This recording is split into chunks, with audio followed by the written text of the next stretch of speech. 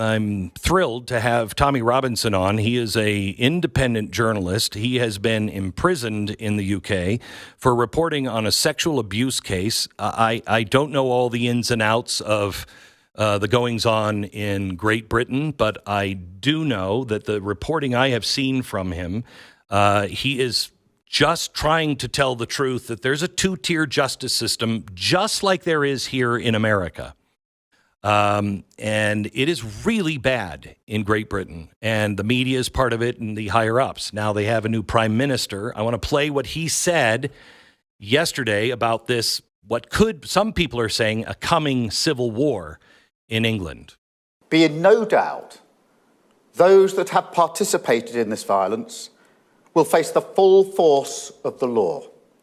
The police will be making arrests. Individuals will be held on remand, charges will follow, and convictions will follow. I guarantee you will regret taking part in this disorder, whether directly or those whipping up this action online and then running away themselves. So what does he mean by that?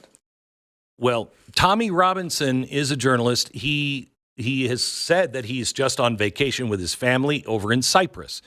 But the Prime Minister was talking about him with that threat. He joins me now from Cyprus. Hello, Tommy. Hello, Ben. How did you feel when the president, the Prime Minister said that about you yesterday? In all honesty, terrified. Terrified because I know their opinion on freedom of speech. I know the tyrannical mindset of them, and I know that when he says whipping up, what he means is reporting the reality and the truth to the public. So it's like when they create this word of hate, they keep going on about hate. What does hate even mean? Like, it's their opinion or what their opinion is of hate. I've never been arrested or tried or questioned. We have stringent laws on inciting hatred or racial hatred or religious hatred. I've never been arrested on any of them. They're not talking about people breaking laws. They're talking about people giving opinions, people giving facts. Facts have become hate to governments who don't want the truth to go to the public. So obviously I speak very openly and honestly, and I make documentary after documentary, which exposes the problems that come from open border mass immigration. And they are problems that the government wish to hide because they're due to their policy failures. So rather than deal with the problems, they deal with the people talking about the problems. And that's been my life story for the last 15 years. As you said, I've been in prison multiple times. I currently, Glenn, and this will be amazing for an American audience, I currently face 2 years in prison because I made a documentary. There's nothing that's not true in the documentary. It's all covert recordings. But to prevent the public seeing the film, they took me through the courts and they gave me an injunction preventing me from ever airing the evidence. And on last Saturday, I held a rally. All my rallies are peaceful, okay? I held a rally of 100,000 people. That's the largest gathering of British patriots London has ever seen. And at that rally, I played the film. I let everyone see the truth. And that film is currently my pinned tweet on my Twitter, on my X account, at T Robinson New Era. And in a week, it's been viewed by 34 million people. And this film is this is what this is about. This is why that hate and the government and the media are totally attacking me right now. This is why they're trying to frame me as being involved in these riots, because the film is far bigger than Tommy Robinson. The film totally proves the weaponization of the judiciary to target dissident voices. It's what's happened to Donald Trump. It's what's happened to Steve Bannon. It's what's happened to Katie Hopkins across Europe. Anyone who speaks out, Gert Wilders faced the same. Marie Le Pen's faced the same. Morten Messerschmidt, the Danish People's Party. Any party that has opposed mass immigration, their leaders have been targeted through weaponized court cases. Now, my documentary proves that their entire story, they made a story that went worldwide. And I proved the entire story was fake. The entire story, and not just it was fake, but that I got covert recordings to prove that they bought the silence of employees from councils so they couldn't speak out. And then it's a long documentary, but I'd advise everyone to watch it. It's an important documentary, and this is a documentary that I now will face 2 years in prison for. So, Tommy, explain to the American people what happened, because there was the 3 girls that were stabbed, and everybody jumped to the conclusion because he was of foreign descent, non-white, Arab in looks. And everybody assumed that it was yet another cover-up because the police didn't come out with the facts. We don't know. I mean, we go through this all the time in America. So people started to stand up. And what happened? What were they saying? Look, I'll explain what's happened because this isn't the start. Yeah, this has been brewing for decades. Right. Anyone who's tried to talk out against immigration has been called a racist, smeared, attacked, and silenced. So that's what people have seen. In every town and city across our country that has an Islamic community, we've had a crime which the government and the media have called grooming. It's not grooming, it's rape jihad. In one town alone, I've done a 5-part documentary series in a town called Telford. Telford has a 1.7% Muslim population. There were 1,000 English victims in that town, young children. 5 of them were murdered, just in that one town. Out of the 1.7% Muslim population, it means there's only 3,500 Muslims. When you get into the women, the police investigation identified 200 culprits. The police investigation did. There's only 1,000 Muslim men. So that's 20% of the men were raping, torturing young English girls. Now, in that case, the police identified 200 perpetrators, only 11 faced prosecution. They didn't charge the other 189. And in Rotherham, we had 1,400 children. So across our entire country, from one end to the other, young English girls have been sacrificed. The cases have been hidden up. There's been a conspiracy of silence by institutional leaders, religious leaders, political leaders. All of them have conspired together. Now, this isn't Tommy Robinson's opinion, because there's been government research and government investigations and independent inquiries in many of these cities. In Rotherham, they found that the reason the police didn't deal with it, and Rotherham, again, 1,400 victims, it's only got a 3.7% Muslim population. There's not that many there, but there's 1,400 children who were raped. And the police reports now say the reason why the police didn't deal with it was because all the perpetrators were Muslim and all the victims were young white English girls, and they didn't want to be accused of racism. So whenever anyone thinks about the power of political correctness, it's that powerful that it paralysed entire police forces from one end of the country to the other to stand by and allow the rape, prostitution and murder of young children. So that's been going on in our country. They hid it. They've had to deal with it. Since we formed an organisation, we started highlighting this across the country and we forced them to discuss it. They started making arrests. So all these different things have been happening. But what's made it brew very recently, since October the 7th, we have seen the support of Hamas in our capital city every single Saturday. We've seen the takeover of universities. We've seen the calling for jihad in mosque after mosque after mosque. We've literally seen them standing in our capital city demanding Muslim armies commit jihad. And whilst they're doing that, the Metropolitan Police Force then come out and say there's different meanings to the word jihad. Well, not when they're calling for Muslim armies, there's not.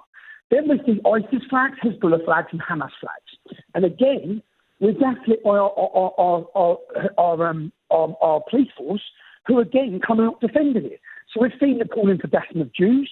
We've seen hatred like no other. We've seen them so emboldened. And whilst all this is going on, the police don't make any arrests. They literally stand by and allow people to support prescribed terrorist organisations that carry 14 years in prison for that crime. They don't get arrested. They don't get met with police horses, with police dogs. So the country's watched all of this brewing week in, week out. And we've seen the police failure to enforce the law equally across all communities. They have a favoured community, the Muslim community, but they literally don't do anything. And then as soon as Patriots come out, I organised a rally. Where they've been going through our capital city, it was Armitage Day, which is our most sacred day where we remember our armed forces.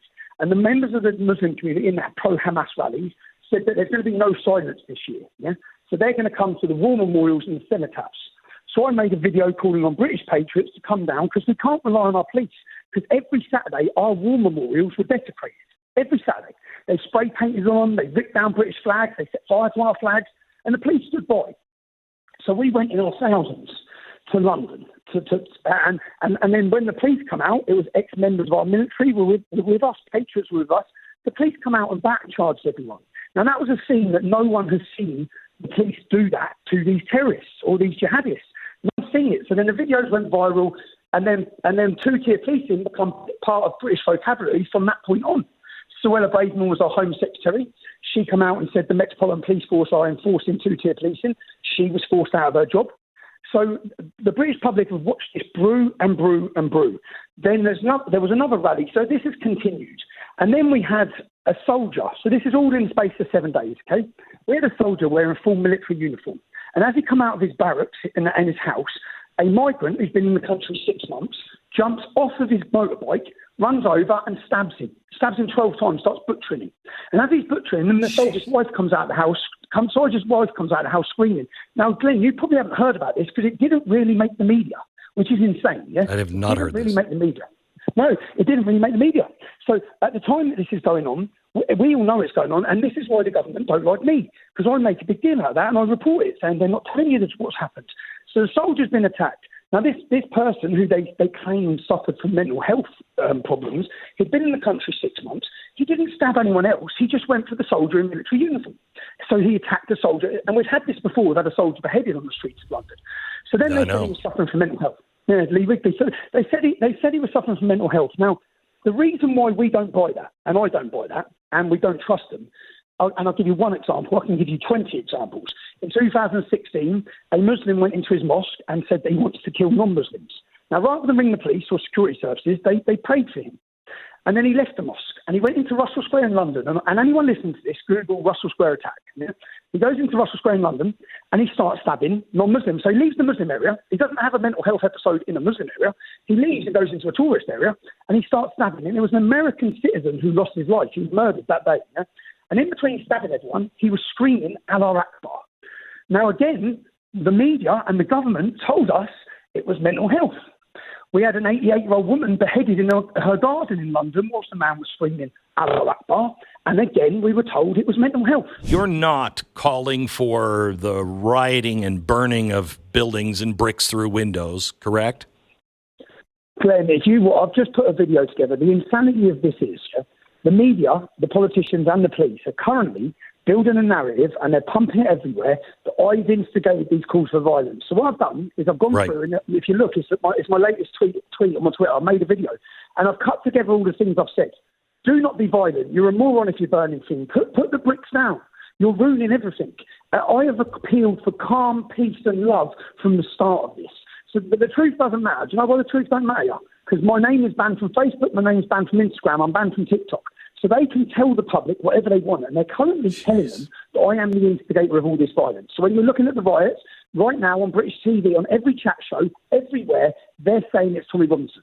Whereas the truth, if you watch my video, is the total opposite. And the reason they've done this, and I think they've allowed a lot of this to happen, is because they want Elon Musk's platform. They now want to use powers to come in and seize freedom of speech. Because if we have freedom of speech, the video I've just made, you can see they're all lying. Totally and absolutely lying. There's not one single bit of evidence that says I've instigated or encouraged anything. Then Britain is brewing on the verge of a cultural revolution, a peaceful one. We had 30,000 people on the 1st of June. On the 27th of July, we had 100,000 people. We had music. We had celebration of our identity. The reason why we celebrate our identity is because they're taking it from us. They're taking it. People are terrified. And you know the towns that are rioting where the trouble is? I'll give you an example. One of the towns is rioting is Hull, and they're attacking the migrant hotels. Well, a migrant who's put up and paid for by the British public left the hotel and he murdered a pensioner. And whilst he stabbed the pensioner to death, he shouted, "This is for Palestine." That's one of the hotels. Another hotel now, where 2 days ago it was ransacked by the British public, is in Tamworth. Because Mohammed, who was staying in the hotel, 23 years old, claiming asylum, went and raped an English woman in the town. Another hotel that you've seen is Rotherham, where it's been attacked by 500 men. Well, that hotel, 12-year-old girls were sexually abused by the men in it. So they don't want to talk about why these people are angry.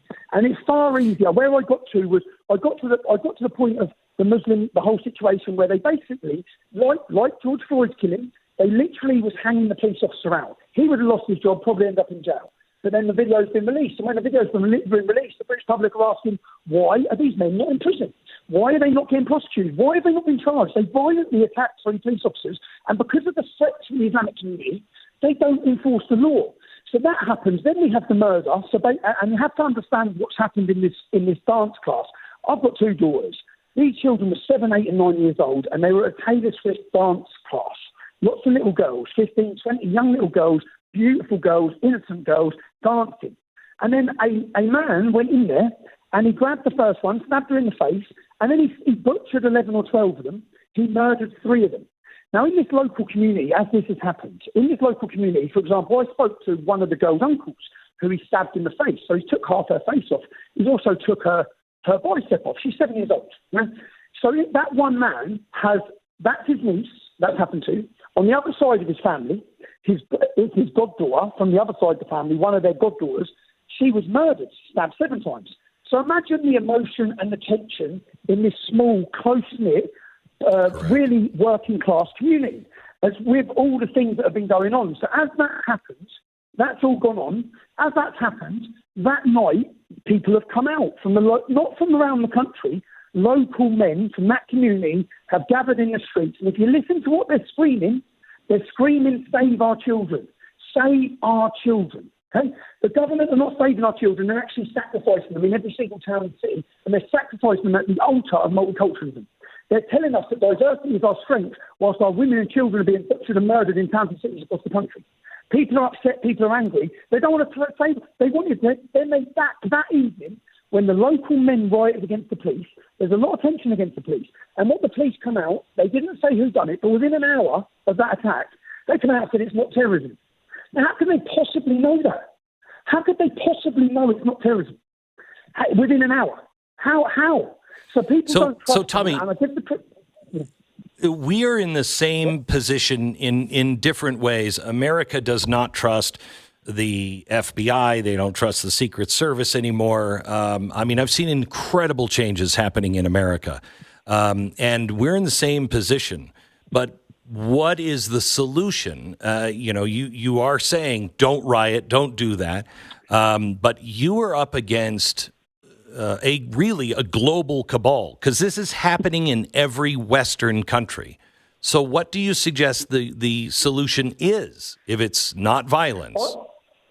I suggest, and the reason they're coming down on a ton of bricks like me, is what we laid the foundations for on June the 1st. And if you look at our videos on July 27th, we had 100,000 people and 1 million people were watching live on X.